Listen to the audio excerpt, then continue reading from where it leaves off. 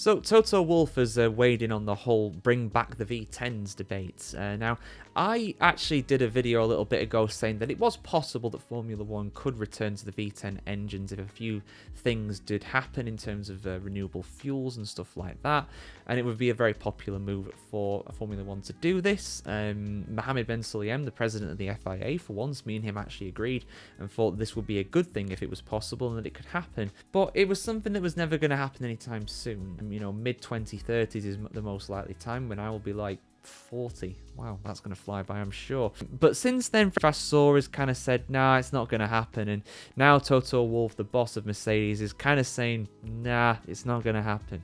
But let's have a look at what's been said here by Mr. Wolff, Herr Wolff himself. Full article on the F1Chronicle.com as always. Toto Wolff has aligned himself with Ferrari's Fred Vasseur to temper rising chatter about a V10 engine comeback in Formula 1. F1 CEO Stefano Domenicali and FIA President Mohammed Ben Sulayem recently fueled talk of loud, naturally aspirated engines boosted by the sport's shift to 100% sustainable fuel. Red Bull's Christian Horner's on board as well. The pure racing fan in me would love to see a return to V10 engines if it were done responsibly and with sustainable fuel, he said. Vasseur hit the brakes though. We have not yet introduced the next generation of engines and there are still huge issues on the table in this regard.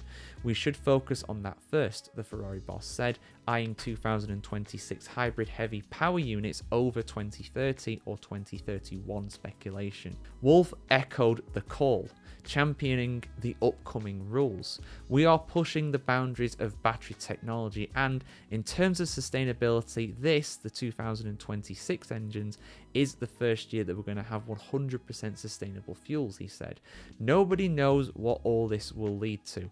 F1 is a pioneer. All stakeholders should be happy about that and make sure the sport is seen as the high-tech sport that it should be. At the moment, I think that is a bit premature. He warned, we risk drowning out the message that we want to send to the world if a year before the new regulations we talk about something that will come much later. I see what he's saying. I see what he's saying there, but come on, man.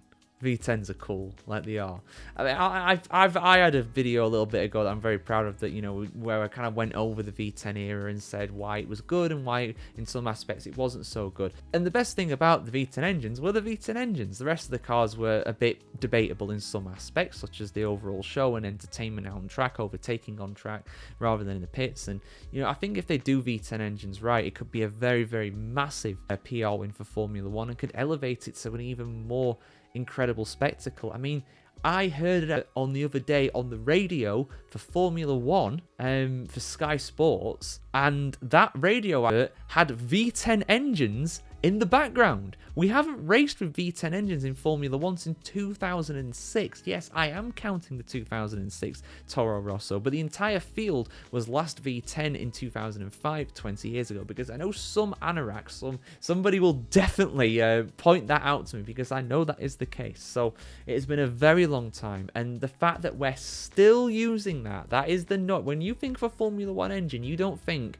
of the turbo growl of the 2014 to 2025 engines. No, of course you don't. You think of a screaming V10 engine, or if you're old enough, a screaming V12 engine from back in those days, you know. So for me, I absolutely would love to see it, but I honestly do not see it happening for another 10 years probably, because in 2030 they need to go net zero, so they're going to have to prioritize everything in terms of efficiency and everything like that. And once they get that down, once that is reliable, then maybe they can look at V10s. But I'm not predicting it for at least another 10 years, I reckon.